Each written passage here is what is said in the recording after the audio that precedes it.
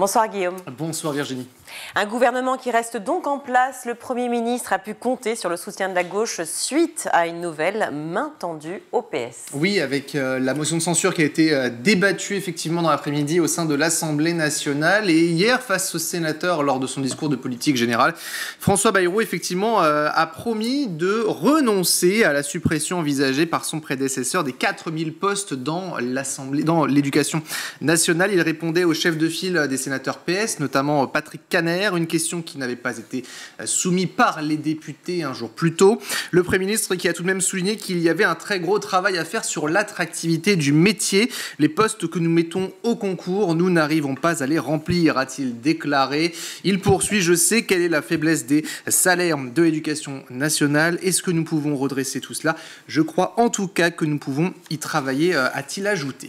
Et du côté des syndicats, alors quelles sont les réactions, Guillaume? Plutôt satisfait après justement cette annonce. C'est le cas notamment de Guylaine David, la co-secrétaire générale et porte-parole du SNUP FSU. Elle était l'invitée ce matin de nos confrères de France Info.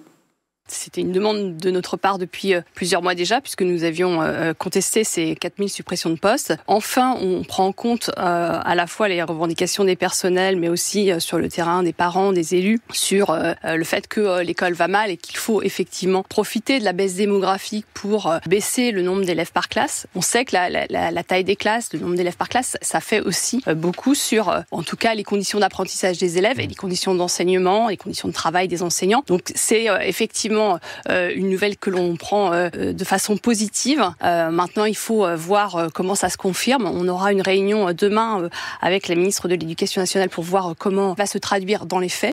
Alors, deux autres réactions également qui ont été données à nos confrères de l'AFP, celle de Sophie Vénétité tout d'abord, la secrétaire générale du SNES FSU qui parle d'une bonne nouvelle qui permet de sortir d'une logique purement comptable. C'est le résultat de nos actions et interventions dans le débat public pour montrer que l'état de l'école était désastreux. Elisabeth Alain Moreno également du SEUNSA qui estime pour sa part que le gouvernement se doit de renoncer aux suppressions de postes prévues pour notamment répondre à des besoins à l'école, mais aussi pour retrouver un minimum de confiance et de crédit parmi les personnels de l'éducation nationale, car le climat, je cite, est aujourd'hui très tendu. Une marche arrière de l'exécutif confirmée par le ministre de l'Éducation nationale, la ministre de l'Éducation nationale qui a accordé un entretien aux Parisiens. Et avec cette déclaration, nous allons vers une stabilité des effectifs, a donc déclaré Elisabeth Borne, une bataille qui semblerait gagner. La locataire de la rue de Grenelle a annoncé également la création de 2000 postes d'AESH pour poursuivre, je cite, la dynamique de l'école inclusive, une mesure qui va avoir un coût toutefois, puisque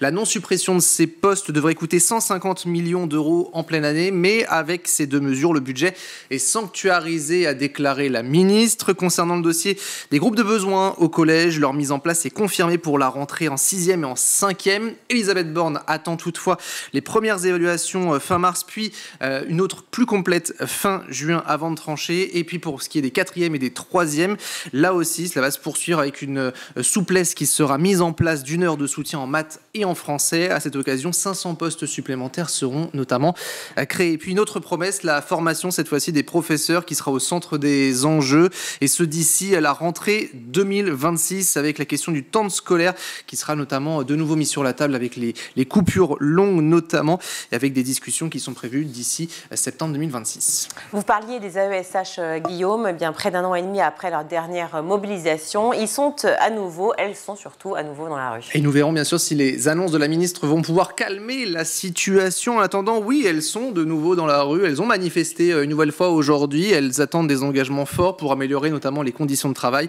et bénéficier d'une meilleure reconnaissance professionnelle. Au-delà du manque de personnel, des dizaines de syndicats notamment disent qu'il y a plusieurs enfants qui sont accueillis dans des milieux ordinaires et non dans des centres notamment médico-éducatifs. Elisabeth Borne est également revenue sur la situation à Mayotte avec une date, celle du 27 janvier, jour de la reprise des cours. Ce sera la rentrée scolaire avec le département qui, rappelons-le, a été victime du passage de la tempête et du cyclone Chido et puis surtout de la tempête Dikeledi. Une rentrée scolaire qui va donc être un peu particulière selon la ministre. Une quarantaine d'écoles vont nécessiter des travaux de réparation et donc ne seront pas possibles pour recueillir et accueillir les élèves. Le recteur de Mayotte, Jacques Mikulovic, a été l'invité mardi dernier justement du journal de France Culture. Il a fait le bilan sur les établissements. Écoutez. Sur 221 écoles administratives, on avait 39 écoles qui étaient en incapacité de fonctionner. Et sur l'ensemble de nos 33 établissements scolaires, collèges et lycées, qui sont des très très gros établissements scolaires, plus de 1500 élèves en moyenne par collège et plus de 2400 par lycée, on a 5 établissements qui sont significativement impactés. Tous pourront accueillir, mais les 5 que j'évoque ne pourront pas accueillir à jauge complète, donc nécessiteront des adaptations pédagogiques significatives. Alors, Elisabeth Borne prévoit de se rendre sur place la semaine justement de la rentrée pour échanger avec la communauté éducative, mais aussi avec les parents et les élèves.